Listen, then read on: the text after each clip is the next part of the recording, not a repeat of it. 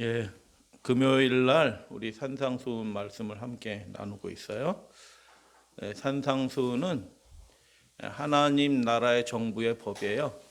하나님 나라 들어갈 사람들은 이 예수님께서 하신 이 말씀의 의미들을 잘 알고 깨닫고 그렇게 살아가게 되는 사람들은 하나님 나라에 반드시 들어가게 될 거예요. 여러분, 그래서 이 말씀들을 마태는 요약을 해놨어요. 5장부터 7장까지 요약을 해놨는데 이게 한 구절 한 구절 말씀들이 사실 굉장히 깊은 말씀이에요. 그래서 잘 주목해서 들어주시면 감사하겠습니다. 우리 제목 한번 읽어볼까요? 시작. 율법이나 선지자나 폐하러 온 줄 생각지 말라. 없앤다는 것이에요. 폐한다는 것은 없앤다라는 뜻인데, 율법이나 선지자나 없애버리려고, 무효화시키려고 내가 온 줄로, 여기서 내가 누구냐 하면 예수님이죠. 그렇게 생각하지 말라라고 말씀하셨어요. 마태복음 5장 17절에 내가 율법이나 선지자나 그렇게 폐하러 온 줄로 생각하지 말라. 그리고 폐하러 온 것이 아니라 완전하게 하러 오셨다라고 그렇게 말씀하셨어요. 여러분, 요리사가 음식 만들었는데 음식이 어떻게 해서 완전해지죠? 요리사가 음식을 맛있게 만들었어요. 그런데 그게 어떻게 해서 완전해지나요? 그 음식을 완전하게 만들었어도 그걸 먹어주는 사람이 없으면 그게 완전하지 않아요. 그것들이 먹고 그것들이 기쁨으로 오고 건강해지고 이렇게 될 때 그 음식을 만든 그 완전한 음식이 정말로 완전해지는 거예요. 그래서 하나님의 말씀이 있더라도 하나님의 말씀을 지키는 사람들에 의해서 하나님의 말씀이 온전히 성취되는 거예요. 여러분, 그거 잘 기억하셔야 돼요. 하나님의 말씀은 그 자체로 완전해요. 우리들이 지키든 안 지키든 이 말씀은 완전한 말씀이에요. 그런데 이 말씀이 하나님을 믿는 사람들에 의해서 성취되고 이루어질 때 그 말씀이 완전하게 되는 겁니다. 그래서 여러분, 하나님은 어떠한 사람을 기다리고 있어요? 하나님의 말씀을 있는 그대로 순종하면서 지킬 사람, 그래서 그 말씀이 그 삶을 통해서 완전해지게 될 그 사람들을 하나님은 기다리고 찾고 계셔요. 우리 사랑하시는 우리 믿음의 가족들이 그렇게 하나님의 말씀을 받고 하나님의 말씀이 그 삶을 통해서 완전해지는 그런 삶을 사시는 여러분들 되시기를 주님의 이름으로 축복합니다. 교회는 다녀도요, 그 오해가 있어요. 굉장히 큰 오해가 있는데, 그래서 이 오해가 해결이 되지 않으면 그 믿음이 자라지 않고요. 교회는 다녀도 천국 백성으로 합당하지 않은 삶이 돼요. 자기는 교회 오래 다녔다고 생각하고 예수님 사랑한다고 생각하고 믿음 생활 잘했다라고 생각을 하는 거예요. 그런데 하나님 보시기에는 잘한 게 아니거든요. 그래서 오해를 바로 잡는 게 굉장히 중요하다. 그래서 자기가 생각하기에, 다른 사람이 생각하기에 저분은 믿음 생활 잘하셔라고 생각하는 것과 예수님이 평가하는 것은 다를 수가 있어요. 그래서 첫 번째 오해는 예수님에 대한 오해입니다. 예수님에 대한 오해. 두 번째 오해는 믿음에 대한 오해예요. 두 가지 오해가 있어요. 예수님에 대한 오해를 하고 믿음에 대한 오해를 하는 경우들이 있어요. 먼저 말씀을 살펴보기 전에 성경에 보면 다니엘서라고 있어요.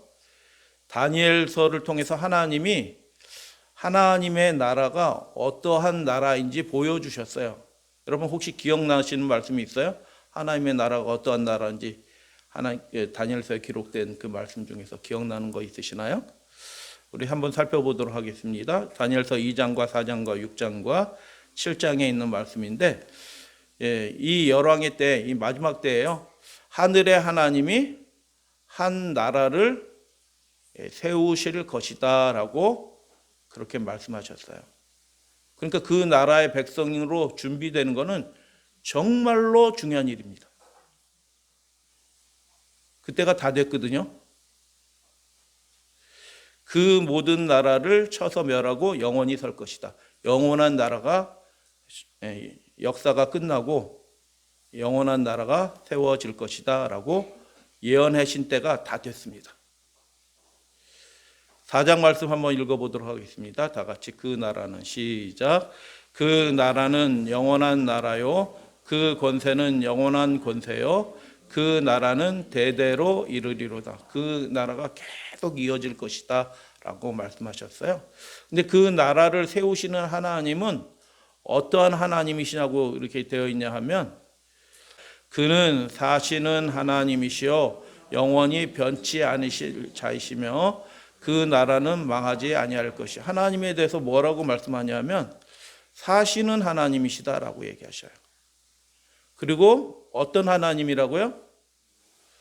하나님은 영원히 변치 않으실 자다라고 얘기하니까 그 하나님의 백성들도 변하지 않을 자가 되어야 되는 겁니다. 상황에 따라 믿음이 오락가락하고 무슨 일이 있다고 믿음이 쪼그라들고 무슨 일이 있다고 또 교만해지고 이런 사람이 아니라 하나님이 영원하신 것처럼 그 나라의 백성이 될 사람도 믿음이 오락가락하고 그때그때 달라지는 사람이 아니라 변치 않을 사람이 하나님의 나라의 백성이 될 줄로 믿습니다. 하나님에 대해서 뭐라고 말씀하셨냐면 변하지 않는 분이다라고 얘기하는 겁니다. 변하지 않는 분. 그분의 나라의 통치가 바뀌지 않고 그분의 나라의 통치의 방식이 하나님의 나라의 통치는 그분의 법은 그분의 그 뜻은 영원히 변하지 않는다라고 그렇게 말씀하십니다. 굉장히 중요한 말씀이에요. 하나님의 나라는 그분의 정부는 변하지 않는다는 겁니다. 굉장히 중요한 말씀이거든요. 우리가 이런 결론들을 우리가 내릴 수 있게 돼요. 사시는 하나님, 영원히 변치 않으시는 하나님, 대대로 통치하시는 하나님, 그의 나라는 그래서 영원한데 그래서 그의 말씀도 그의 법도 그의 통치도 영원하다. 그런데 믿음에 대해서 오해를 하고 있어요. 그래서 이 믿음이 박앤세일 되는 시기에 떨이요 떨이 믿기만 하면 구원 얻어요 떨이 그건 복음이 아닙니다. 많은 교회가 그렇게 가르쳐요. 교회만 와주면 구원 받는 것처럼 가르치는데 예수님은 좁은 문으로 들어가라고 하셨어요. 그래서 믿음에 대해서 믿음이 지금 굉장히 변질된 시대에 살고 있고요. 믿음이 희귀해진 시대에 살고 있어요. 하나님의 말씀이 어떻게 우리의 삶에 이루어지는지 그것들이 선명하게 나타나는 사람들이 정말 희귀한 시대에 살고 있는 것입니다. 왜 그러냐 하면 믿음에 대해서 아예 잘못된 생각을 가지고 있기 때문에 그래요. 어떤 오해가 있는지 예수님이 친히 요한복음 3장 36절에서 이렇게 말씀하셨어요. 다 같이 한번 읽어. 이 말씀을 잘 기억해 두셔야 오늘 말씀 중에서 다른 거 다 잊어버리셔도 이 말씀 하나 잘 기억하시면은 그리고 마음속에 잘 새겨두시면 그것으로 인해서 믿음의 유익을 얻게 될 줄로 믿어요. 다 같이 봉독합니다. 시작. 아들을 믿는 자는 영생이 있고 아들을 순종치 아니하는 자는 영생을 보지 못하고 도리어 하나님의 진노가 하나님이 불쾌하시는 겁니다. 그래서 믿는다는 게 뭐냐 하면 그 아들의 말씀에 아들을 순종하는 사람들이 믿는 자들이에요. 믿어주는 자가 아니고요. 그분 앞에 엎드리고 굴복하고 그분께 전적으로 그분의 말씀에 따르는 사람들이 그 사람들이 믿는 사람들이에요. 그래서 지금 많은 사람들이 믿는 것도 아니고 안 믿는 것도 아니고 그렇게 살고 있어요. 어떨 때는 순종하고 어떨 때는 순종하지 않고. 그래서 아들을 믿는 자는 아들을 순종한다라고 말씀하셨어요. 그러면 아들을 순종한다는 게 무슨 뜻일까요? 순종. 순종한다는 말은 그분의 말씀에 따라 굴복하고 복종한다라는 뜻이에요. 내가 너희에게 이른 말이 영이요 생명이다. 그래서 그분의 말씀을 순종하는 것이 아들을 순종하는 것. 그리고 그 결과 그 열매는 무엇이냐면 영원한 생명을 얻는 것이다. 라고 그렇게 예수님이 친히 그렇게 말씀하셨어요. 그래서 예수님을 어떤 때는 순종하고요, 어떨 때는 안 순종하고 하는 게 아니고 예수님이 이 말씀하실 때는 계속 순종하는 것을 순종하는 거라고 말씀하신 거예요. 그래서 믿음은 입술로 인정해 주는 것이 믿음이 아니에요. 예수님이 요한복음 12장 50절 말씀에 아주 유명한 말씀을 하셨죠. 나는 그의 뭐지? 명령이라는 말이 무슨 뜻이에요? 명령을 영어로 커맨드먼트라고 그래요. 지시하는 사람은 커맨더예요. 커맨더가 무슨 뜻이에요? 장군이에요. 너 이렇게 해 하면 어떻게 해요? 못하게. 그거 하면 이렇게 하는 사람은요, 순종하는 사람이 아니에요. 이거 해 하면은 어떻게 해요? 네, 알겠습니다. 이게 순종하는 사람들이에요. 그래서 믿음의 모양이 예수님이 말씀하신 믿음의 모양하고 요즘 교회에서 가르치는 믿음하고 모양이 많이 다른 겁니다. 나는 그의 명령이 무엇인 줄 아노라? 영생인 줄 아노라. 그래서 그의 명령은 하나님의 명령이에요. 하나님의 계명. 명령이라는 말과 계명이라는 말이 같은 한 단어인데 우리말로 한때는 명령, 하나는 계명 이렇게 번역을 한 거예요. 한 단어예요, 한 단어. 영어도 한 단어, 커맨드먼트 한 단어인데 우리말로는 명령으로도 번역되고 계명으로도 번역이 됐어요. 따라 보세요. 엔톨레. 엔톨레. 그게 명령이라는 말이고 계명이라는 뜻이에요. 성경의 핵심적인 단어 한두 개 뽑으면 그걸 뽑아야 돼요. 계명, 명령. 그게 성경의 본질이에요. 믿음의 본질이고. 뭐라고요? 엔톨레. 그래서 하나님의 계명 엔톨레, 하나님의 명령 엔톨레가 예수님은 영생인 줄 아노라라고 말씀하셨어요. 그래서 하나님의 계명을 지키는 게 영생을 얻는 길이에요. 그래서 그게 믿음이에요. 하나님의 계명에 순종하는 것이 그것이 믿음이라. 그러므로 나에 이르는 것은 내 아버지께서 내게 말씀하신 그대로. 거기에 더하고 빼고 할 거 없고 말씀하신 그대로. 내일 이어지는 말씀과도 연결이 돼요. 요즘 이상한 시대가 됐습니다. 그래서 하나님의 계명은 예수님도 못 바꿔요. 예수님이 바꾸셨어요? 하나님은 이렇게 말씀하셨는데 내 생각에는 이렇게 이게 더 맞는 거다 하고 예수님이 그렇게 말씀하신 거 있나요? 하나도 없어요. 내게 명령하신 그대로, 내게 말씀하신 그대로 내가 너희들에게 전한다 이렇게 말씀하신 거예요. 그래서 하나님의 계명은, 하나님의 명령은 바꿀 수 있어요, 없어요? 없어요.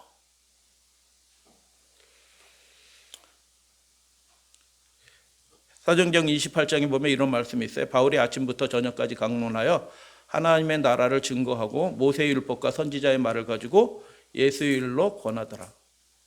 이게 무슨 뜻이에요? 바울이 로마에 갔는데 어떻게 해요? 하나님의 나라를 증거했대요. 뭘로?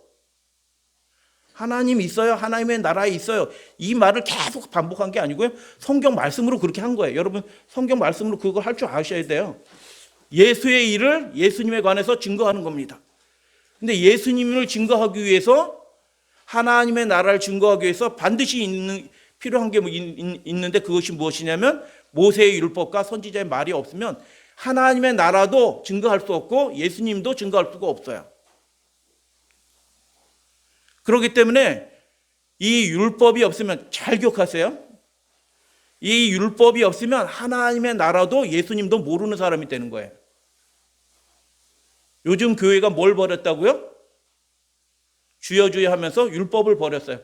그러니까 하나님의 나라도 모르고 예수님이 무엇을 원하시는지도 모르는 겁니다. 그래서 율법이 없으면 하나님의 나라도 예수도 모르게 됩니다. 신명기 6장 5절 너는 마음을 다하고 뜻을 다하고 힘을 다하여 내 하나님 여호와를 뭐하라? 사랑하라 라고 얘기하는 거예요. 마음을 다한다는 게 뭘까요? 그분께 집중하는 거예요. 뜻을 다한다는 게 뭐예요? 내 생각의 계획이 다 그분께 가 있는 거예요. 힘을 다하여는 뭐예요? 전심으로 그 일을 하려고 애쓰는 거예요. 그것이 여호와를 사랑하는 거다라고 얘기해요. 하나님은 우리를 위해서 아들을 주셨어요. 여러분은 하나님을 위해서 뭐 드리실래요? 하나님은 하늘에서 제일 소중한 것을 우리를 위해서 아무 조건 없이 내어주셨어요. 하나님의 아들이신 예수님을 십자가에 우리 대신 죽을 자리 대신 그분을 내어주셔서 우리가 죽지 않고 살게 되었어요. 여러분은 무엇으로 그 은혜에 보답할고 하겠어요? 신명기 6장은 이렇게 얘기하는 것입니다. 마음을 다하고 뜻을 다하고 힘을 다하여. 이 말씀이 바뀔 수 있을까요? 형편이 어렵으니까 마음을 다하는 것 좀 어렵고 뜻을 다하는 것 힘을 다 적당히 하나님을 사랑해. 이렇게 할 수 있어, 요셉아? 그렇게 할 수 없는 거예요. 하나님은 우리를 위해서 은혜를 주셨고 사람은 그 은혜 받은 도리를 다하는 것이 그것이 믿음이에요. 출애굽기 20장 6절 너무너무 중요한 구절이죠. 다 같이 한번 읽어보겠습니다. 시작. 나를 사랑하고 내 계명을 지키는 자에게는 천대까지 은혜를 베푸니라. 하나님은 변함이 없으신 겁니다. 그분을 사랑하는 사람은 그분의 말씀, 그분의 계명, 그분의 명령을 잘 지키는 거예요.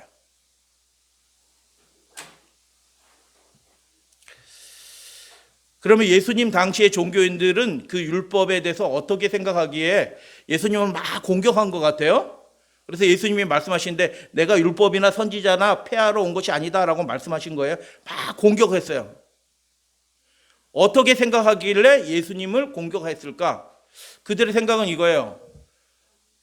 더 중한 율법을 지키기 위하여, 여러분 바리새인들이 율법을 잘 지켰다라고 생각하시면, 율법에 아주 충실했다고 생각하시면 완전히 틀리게 생각하는 거예요. 굉장히 좋은 사람들이었지만, 훌륭한 사람들이었지만 그 사람들은 하나님의 명령, 하나님의 율법에 대해서 어떤 것은 더 중요한 걸 지키기 위해서 그렇지 못한 거는 어쩔 때는 못 지킬 수도 있어, 이렇게 생각하는 겁니다. 지금 이렇게 코로나 바이러스가 유행하는데 어떻게 교회를 가? 교회 못 갈 수도 있어. 그렇게 가르치는 겁니다. 집에서 TV 켜놓고 인터넷 틀어놓고 그걸로 예배 드릴 수도 있어. 그렇게 가르치는 거예요. 근데 예수님은 뭐라고 얘기하셨냐? 예수님은 율법에 대해서 뭐라고 얘기하셨냐 하면, 이 말씀을 보면 천지가 없어지기 전에는 율법에 뭐도요? 1.1획도 없어지지 아니라. 이렇게, 그리고 다 이루리라, 이렇게 말씀하신 거예요. 그래서 예수님의 율법관하고요, 그 당시 종교인들의 율법관하고 다른 거예요. 다시 말씀드려요. 예수님이 생각하는 믿음과 그 당시에 민노라라고 하는 종교인들이 생각하는 믿음과는 다른 거예요. 그래서 예수님 말씀대로 해야지 영생을 얻는 거지, 교회 다닌다고 하는, 하나님 믿는다라고 얘기하는 그 사람들대로 말씀대로 하면은 영생을 못 얻는 거예요. 50년, 70년 교회 다녀도요. 여러분 잘 알아야 돼요. 그래서 예수님이 생각하는 믿음과 그 종교인들이 생각하는 믿음이 달랐다니까요. 이게 굉장히 중요한 겁니다. 그래서 마태복음 5장에 예수님께서 이렇게 말씀하셨어요. 그러므로 누구든지라는 무슨 뜻이에요? 어린아이든지 노년의 사람이든지 상관없이, 남자이든지 여자이든지 상관없이 누구든지. 제외되는 사람 누구 있어요? 예수님 자신도 제외되지 않은 거예요. 그러므로 누구든지, 굉장히 중요하죠. 그러면 나도 포함된다는 얘기예요. 그죠? 예수님의 율법관이 어떻게 되는지 잘 보세요. 이 계명 중에 지극히 작은 것 하나라도 버리고 또 그같이 사람을 가르치는 자는, 그 사람이 아무리 유명한 목사고 사람들의 존중을 받는 목사랄지라도 그 사람은 천국에 못 들어간다는 겁니다.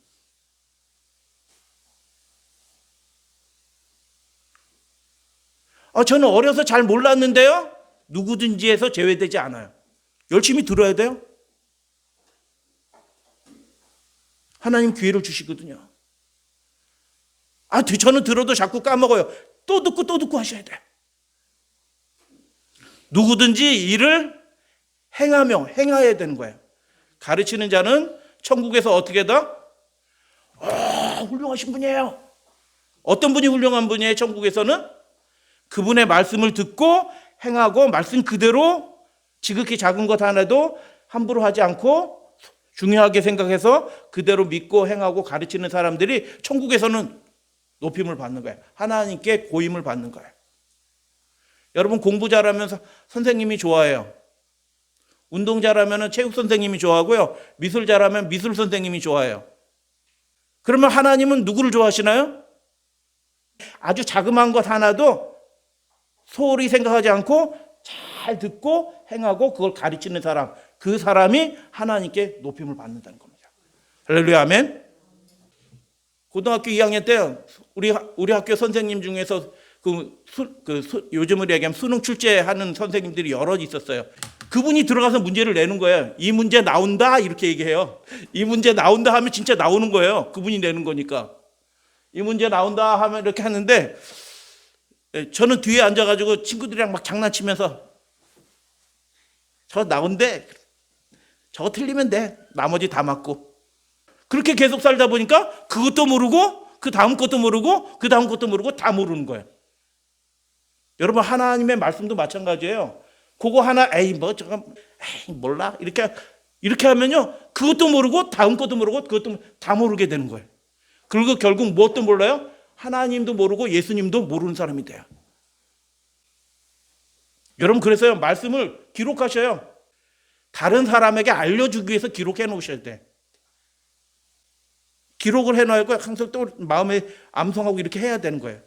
그렇게 하나님의 말씀을 사모하는 사람들이 천국에서 나 너 좋아 하나님이 그렇게 말씀하시는 거예요. 할렐루야 아멘. 마태복음 5장 20절 우리 어린이들만 큰 목소리를 한번 목소리를 맞춰서 힘차게 한번 읽어주세요. 시작.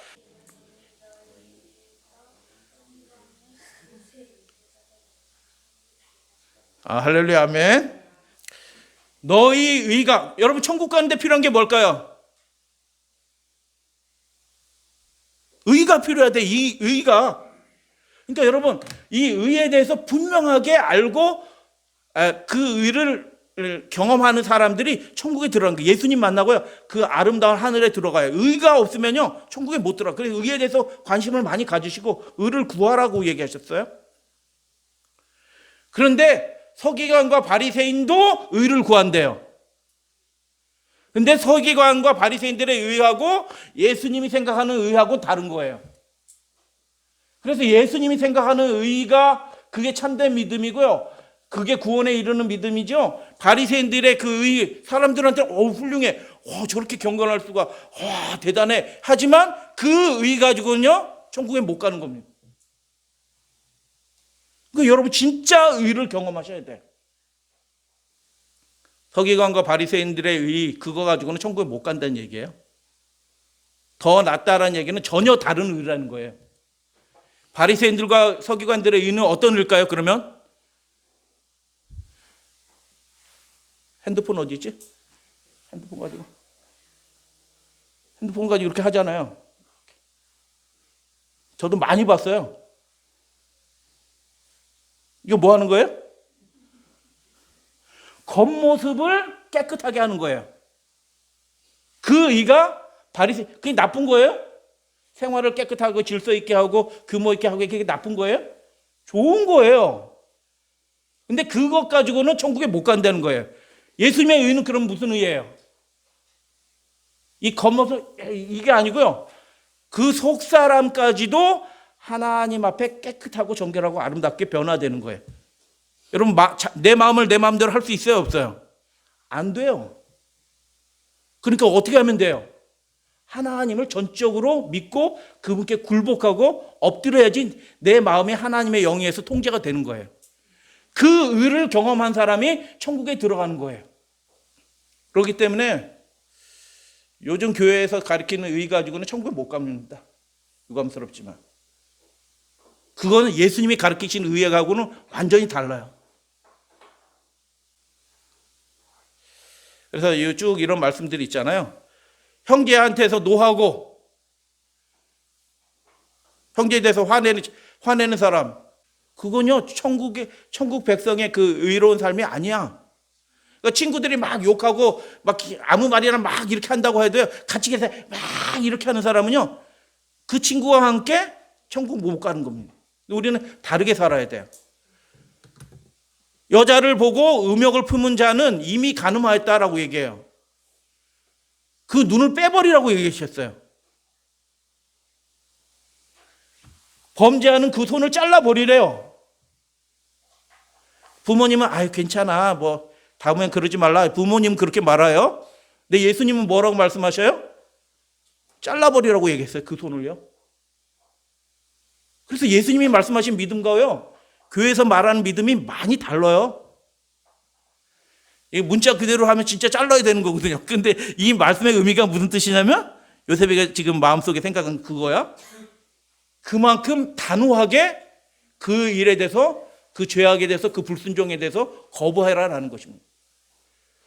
여러분 베스킨라빈스에 돼지고기 들어가요. 돼지뼈 들어가요. 직접 확인한 다음부터는 제가 베스킨라빈스 먹어요 안 먹어요? 이거 대단한 거 아니거든요. 다른 건 실수해요. 더 중요한 건 실수하고 이 조그만 거 잘하는 거 지금 자랑하는 거예요. 이해를 해주세요. 제가 덜 된 사람이라서 믿음이 덜 된 사람 큰 거는 실패하고 조그만 거 잘하면서 그 조그만 거 큰 거 실패한 건 얘기하지 않고 조그만 거 잘하는 거 얘기하는 거예요. 그거 안 먹습니다. 하나님의 뜻대로 사는 게요. 그게 어려운 게 아니에요. 안 먹으면 돼요. 안 먹는 건 쉬운 거예요. 그분의 명령을 순종하는 건 어려워요. 왼뺨을 맞았는데 왼뺨을 맞는 거잖아요. 왼뺨을 맞았는데 오른뺨도 돌려대라. 이건 쉬워요, 어려워요? 겉옷을 빼앗아 갔어요. 이건 너 좋다. 이거 내 거 할래. 하는데 속옷까지 다 내어주래요. 야, 이거 좀 들어줘. 이렇게 했는데 저 왼수 같은 놈이 이거 나보고 들으라고 시키네. 저기까지 들어줘 했는데 어떻게 집까지 들어다 줘. 그거 쉬워요, 어려워요? 근데 그렇게 하는 사람이 천국 백성이래요. 그러니까 다른 거예요, 달라. 원수를 어떻게 해요? 나한테 잘못해준 사람 미워요, 안 미워요? 손절해? 손절한다는 건 끊어버린다는 뜻이에요. 그렇게 하면 편해요. 저도 가끔 그렇게 해요. 예. 그런데 예수님은 어떻게 하냐면 나에게 잘못해준 그 사람을 사랑하라는 거예요. 그 사람이 어떻게 하든 간에 그 사람한테 잘해주라는 거예요. 이야, 어떻게 그렇게 쓸 수 있지? 이런 말씀을 들으면, 예수님의 말씀을 들으면요, 무슨 생각이 드냐면, 내가 본성적으로 천국에는 합당하지 않다. 내가 하나님의 말씀에서 정말 멀리 떨어진 사람이구나. 내 본성이 그 말씀하고 상관없는 사람이구나. 이 생각이 분뚝분뚝 든다니까요. 교만할 틈이 없어요. 교만할 틈이. 핍박하는 자를 위해서 기도해 보셨나요? 나를 막 괴롭히는데 따지고 막 그렇게 할 수는 있지만은 그 사람을 위해서 축복하고 기도해 본 적이 있으시나요? 예수님 그렇게 하시라고 거예요. 그게 계명을 지키는 사람들이에요. 안식일만 포함되는 게 아니고요. 그게 계명을 지키는 사람들의 속사람까지도 하나님의 영으로 임하는 그런 사람들이에요. 45절 말씀. 그렇게 한즉 뭐가 되리라? 결론이에요. 예수님의 결론. 이 말씀에 내가 율법과 선지자 폐하러 온 것이 아니라 완전케 하라. 어떻게 해서 완전해진다고요? 순종함으로 그 말씀이 내 삶에 이루어짐으로 온전해지는 거예요. 그 말씀대로 계명대로 살아가는 거예요. 그래서 온전해지는 거예요. 그렇게 한즉 어떻게 해요? 다 같이 빨간 글씨만 한번 힘있게 시작. 하늘에 계신 너의 아버지의 아들이 되리니. 아멘. 그 사람들이 하나님의 자녀입니다. 그러니까 요즘 교회에서 가르치는 믿음하고 비슷해요, 안 비슷해요? 완전히 다릅니다. 그냥 마음 편안하게 이렇게 화나더라도 참고 예수님 생각하고 참으세요. 이런 정도가 아니라니까요. 심리치료하는 게 예수님의 복음이 아니에요. 그 정도 하려면요, 저 선원에 가고 저 절에 가도 그 정도 돼요. 예수님의 복음은요, 훨씬 더 강력한 겁니다. 그분의 명령은요, 훨씬 더 위대한 거예요. 그렇게 한즉 너희도 하나님의 아들이 돼서 하늘에서 크다 일컬음을 존귀함을 받으리라. 예수님은 그렇게 말씀하셔요. 중요하죠? 율법의 역할 5가지를 쭉 빨리 해볼게요. 율법의 역할 5가지. 율법은 입법자이신 하나님의 품성을 반영한다. 하나님이 어떤 분이신지 드러내는 거예요. 내가 거룩하니 너희도 거룩하라. 그렇게 얘기하시는 거예요. 여호와의 주께서 가까이 계시, 하나님이 가까이 계신데 어떻게 가까이 계셔요? 계속 말씀해 주시는 거예요. 모든 계명은 진리니이다. 내가 전부터 주의 증거를 궁구함으로 주께서 영원히 세우신 것인 줄을 하나님께서 영원히 세우신 거예요. 말씀이 율법이 바뀌지 않아요. 하나님의 뜻이 바뀌지 않아요. 요즘 세상은 험악한 세상에서 믿음의 표준을 하나님이 좀 낮춰주셨을까요? 아니요. 그렇지 않아요. 그 높으신 뜻에 맞춰서 우리가 올라가야 되는 거예요. 주님의 도우심을 힘입어. 주께서 영원히 세우신 거예요. 하나님이 그 표준을 낮추시지 않으셨다. 바울도 그렇게 얘기해요. 그래서 율법이 무엇인 줄 안다? 하나님이 그렇게 말씀하신 것이기 때문에 신령한 거예요. 시편 19편 말씀 다 같이 봉독합니다. 시작. 여호와의 율법은 완전하여 영혼을 소송케 하고 여호와의 증거는 확실하여 우둔한 자로 지혜롭게 하며 여호와의 교훈은 정직하여 마음을 기쁘게 하고 여호와의 계명은 순결하여 눈을 다 보이게 하는 겁니다. 그래서 율법도 바울은 율법도 그래서 율법은 거룩하고 계명도 거룩하고 그렇고 선하다. 똑같이 말씀은 바뀌지 않아요. 율법은 영혼의 활력소가 된다. 내가 주의 법을 어찌 그리 사랑하는지요? 내가 그걸 종일토록. 그런데 우리의 포커스는 어디에 가 있어야 된다고요? 하나님의 말씀에 딱 법에 가 있어야 된다는 그런 뜻이에요. 종일 묵상. 어떻게 종일토록 그렇게 할 수 있지? 우리의 삶의 모든 초점이 다 그분께로 가 있는 거예요. 어떻게 그럴 수 있지? 같은 119편 120절에 내가 주의 계명을 곧 정금보다 더 사랑하나이다. 금도 사랑하는데 말씀을 좀 더 사랑하는 걸까요? 아니면 금은 하나도 중요하지 않고 말씀이 중요한 걸까요? 히브리 사람들의 히브리어나 아람어가 공통된 특징이 있어요. 비교급은 배타적인 의미가 있어요. 금도 좋은데 말씀이 좀 더 좋아 이런 뜻이 아니고요. 금은 하나도 안 중요하고 하나님의 말씀만 중요해 이렇게 얘기한 겁니다. 그래서 바울이 그 얘기하잖아요. 배설물이라고요. 중요하지 않기 때문에 배설물이라는 게 아니고요. 그만큼 하나님의 나라와 그분의 말씀이 소중하다라고 생각하는 거예요. 어떻게 종일통으로 그렇게 해도 안 질리냐? 그게 좋기 때문에 그런 거예요. 그것이 가치 있다라고 생각하기 때문에 그래요. 여러분은 하나님의 말씀을 사랑하는 사람인가요? 그러면 하나님을 사랑하는 사람들이에요.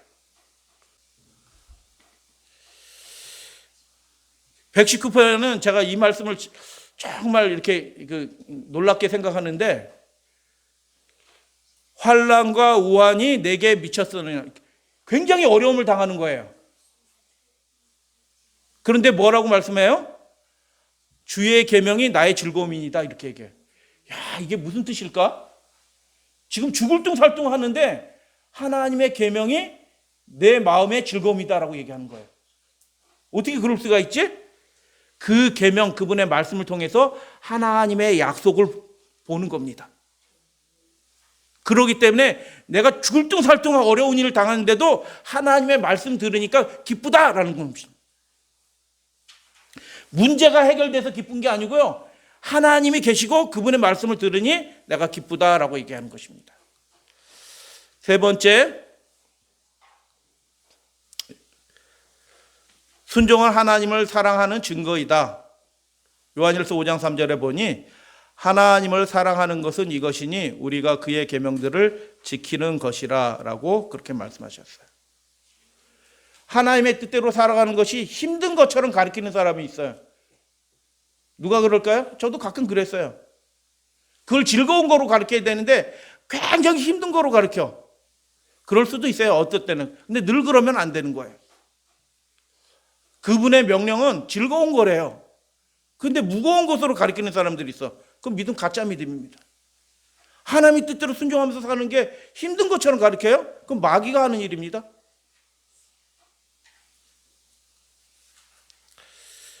율법은 우리의 영혼을 소성시킨다라고 그렇게 얘기해요.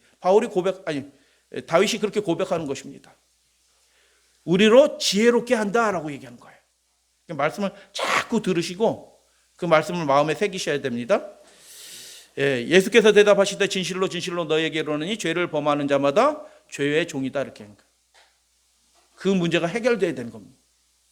예수 믿음과 요즘 교회에서 가르치는 믿음하고는 다른 겁니다. 바울이 다르게 말했을까요? 똑같이 얘기했습니다. 로마서 6장에 혹은 죄의 종으로 사망에 이르고 혹은 순종의 종으로 의에 이르니라. 이렇게 의를 얻는 방법은 순종하는 거예요. 우리 삶을 주님께 드리는 겁니다. 그럴 때 영혼이 살아나는 거예요. 그 과정이 신기하게 하나님의 은혜를 누리는 거예요. 다섯 번째, 율법은 심판의 기준이다. 천국에 데려가는데 누구를 천국에 데려가는데 어떻게 결정해? 다 교회 다녔었는데. 판단 기준이 있다는 것입니다. 하나님의 율법, 하나님의 계명이 판단 기준이에요. 율법을 통해서 이건 잘못된 거야 라고 하나님이 말씀하셔요. 근데 그거 잘못된 거야 라는 게 왜 말씀하셔요? 그거 고치라고 말씀하시는 거예요. 고치라고. 은혜 받으면 고칠게요. 이건 아니고요. 그것과 상관없이 고치는 겁니다. 그게 믿음의 순종이고요. 그래서 성령께서 죄를 깨닫게 하시고 죄를 버리도록 요구하시는 겁니다. 무엇으로 영생을 얻을 사람과 심판에 떨어질 사람을 구분할까요? 율법이 심판의 기준이다.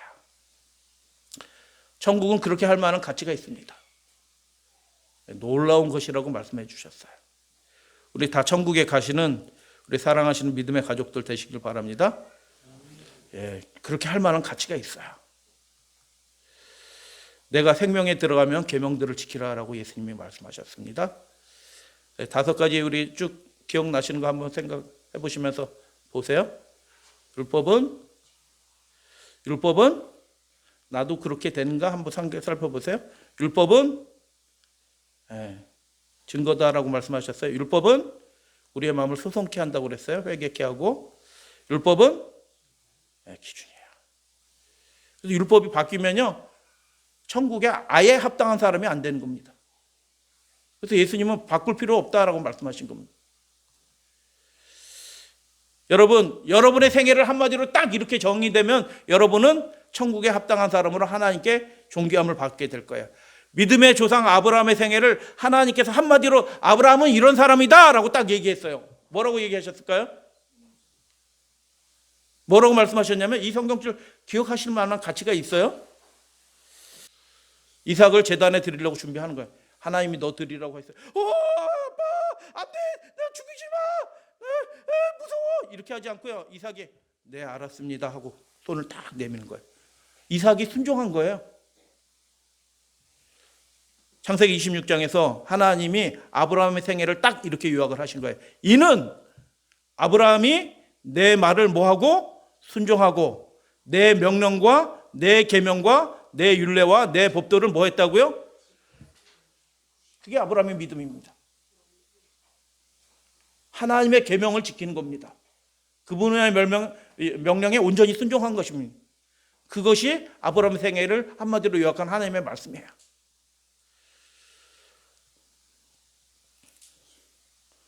율법을 네 가지로 구분할 수 있어요. 이런 것까지 알아야 돼요? 아셔야 돼요. 왜요? 막 헷갈려가지고 율법 폐했다는 사람이 주변에 허다하거든요. 예식법 준수의 의미에선 폐했지만 예식법이 필요 없어진 건 아니에요. 예식법은 예수 그리스도를 가리켜요. 예수님이 계시기 때문에 그 예식법들이 지금 하늘에 계신 그 지성소에 계신 예수님을 지금 가리키고 있어요. 그래서 그 예식법도 잘 하셔야 돼요. 레위기 8장 9장에 나온 얘기들을 우리가 잘 알아야지 예수님이 보이고 예수님이 무엇을 우리에게 원하시는지 그래야지 보이는 거예요. 예식법을 하찮게 여기시면 안 되는 거예요. 그래서요. 예식법은 누구를 가리킨다고요? 예수님을 가리켜요. 그렇기 때문에 예식법을 잘 아셔야 돼요. 그래서 저는 시간 날 때마다 이 예식법을 설명한 유대 문헌을 읽어요. 시간 날 때마다. 좀 지루하고 다른 거 뭐 하기 하면 그럴 때면 그거 읽고. 왜냐면 그거 자세히 설명이 됐거든요. 그 사람들은 예수님을 놓쳤지만 우리는 예수님을 믿으니까 예수님을 바라봐. 예수님이 이런 걸 원하시는구나 하고 알 수 있게 돼요. 예식법을 폐해진 게 아니라니까요. 지키는 것에 대해서는 폐해졌지만 그 예식법이 무효가 된 게 아니고 지금도 예수님을 가리키는 거예요. 그것을 통해서 믿음의 유익을 얻는 겁니다. 그래서 예식법 폐해졌다고 가리키는 거는 엄격하게 얘기하면 틀린 겁니다. 지금 하늘 지성소에서 예수님 무엇을 하시는지 지금도 가르치는 거예요. 그래서 그 예식법에서 그 의미와 내용들이 지금 너무너무 중요한 거예요. 근데 폐해졌다고 아예 들여다보지도 않아요. 레위기 같은 건. 그래서 여러분 성경을 이렇게 읽다 보면요, 내가 아는 것보다 모르는 게 너무 많구나. 그리고 천국에 들어가야 되는데 천국의 백성으로 많은 부분 내가 결격사유구나, 아직 준비가 덜 됐구나, 이런 것들은 막 느껴져요. 십계명 도덕법이라고. 도덕법이라는 뜻이 무슨 뜻인지, 무슨 뜻일까요? 도덕법이라는 게? 하윤이 축복해요. 도덕법이라는 말이 좀 어려운 말이에요. 그죠? 어려운 말인데 도덕법이라는 게 무슨, 제가 쉽게 설명드릴게요. 부모님께 효도하는 게 마땅히 해야 하는 거예요? 하면 좋은 거예요? 다시. 부모님이 이제 늙으셨고 힘들어, 아파 하는데, 아파, 어디 가서, 약국에서 약 좀 사다 주면, 약국에 가서 약 사다 주면 좋은 거예요? 당연히 사다 줘야 되는 거예요. 그게 도덕법이에요. 도덕법이라는 얘기는 하나님의 백성이라면 당연히 그렇게 해야 되는 게 도덕법이에요. 십계명이 도덕법이라는 거예요. 여러분, 조선시대에는 부모님 잘 섬겨야 되지만 지금 현대시대는 부모님 잘 안 섬겨도 되는 거 맞죠? 세상이 바뀌었으니까. 지금은 잘 섬겨야 되지만 한 20년 후는 나도 컸으니까 부모님 말씀 잘 안 들어도 되죠. 그죠? 시대와 상관없이, 형편에 상관없이 늘 그분의 말씀에 순종하고 따라야 돼요. 그래서 도덕법이에요. 바뀌지 않는 것입니다. 하나님은 구원받은 백성들에게 하늘에서 언제 예배 드린다고요? 하늘에서 언제 예배 드려요? 안식일 날 예배 드려요. 그런데 요한을 통해서 또 하늘의 모습을 보여주셨어요. 안식일은 몇 번째 계명이에요? 제4계명이에요. 요한을 통해서 하늘의 모습을 열어서 보여주셨는데 하늘에 뭐가 있다고요? 요한계시록 11장 19절에 보니까 하늘에 뭐가 있어요? 하늘에 있는 게, 이게 심판의 기준이에요. 성전을 열어서 쫙 보여주셨는데 그 성전 안에 지성소에 하나님의 언약궤가 보였다라고 얘기해요. 그래서 두 무리로 딱 나눠져요. 하나님의 계명을 지키는 사람하고요, 하나님의 계명을 어떨 땐 지키고 어떨 땐 안 지키는 사람, 두 무리로 딱 나누는 거죠. 그래서 율법은 변함이 없습니다. 하나님이 변함이 없으신 분이기 때문에 그런 것입니다. 사랑의 율법이라고 말하고요, 의의 대원칙이라고 얘기하고요, 누구든지 그렇게 지킬 수 있도록 하나님이 주신 계명이고요, 그것들은 모든 지성적인 존재들의 행복이 달려있다라고 얘기하는 것입니다. 하나님의 거룩한 율법에 표현된 하나님의 뜻과 그렇게 하려고 하면 우리도 그렇게 일치하는 삶을 살 수 있게 된다라고 말씀하셨어요. 주님을 바라보고 그렇게 살려고 하면 우리도 예수님처럼, 아브라함처럼 그런 믿음을 가지고 살 수 있게 된다라고 그렇게 말씀하신 것입니다. 법이 문제예요? 우리가 문제예요? 우리가 변화되어야 되는 것입니다. 근데 내 의지와 생각과 훈련으로 안 돼요. 어떻게 해요? 하나님의 성령의 힘을 힘입어서 온전히 변화되어야 된다는 것입니다. 율법이 문제가 아니고 사람이 바뀌어야 된다는 것입니다. 산상보훈은 온 인류에게 의무의 법이다, 그렇게 살라라고 주신 것이고요, 하늘의 빛으로 주신 것이다. 그 길을 따라가면 구원의 길이 되는 것입니다. 시내산에서 십계명을 주신 그 예수 그리스도께서 이 땅에 다시 오셔서 그것을 다시 풀어서 말씀해 주셨는데 그것이 이제 산상수훈이에요. 그래서 예수님은 율법이나 선지자나 폐하러 온 것이 아니다라고 선언하신 것입니다. 작은 거 하나도 함부로 하는 사람들은 천국에서 지극히 작다라고 선포될 것이고, 그것도 작은 거 하나라도 하나님의 말씀으로 중요히 여기고 그렇게 행하고 가르치는 자들은 천국 백성 하나님의 자녀라고 불려질 것이다 라고 그렇게 말씀하셨습니다.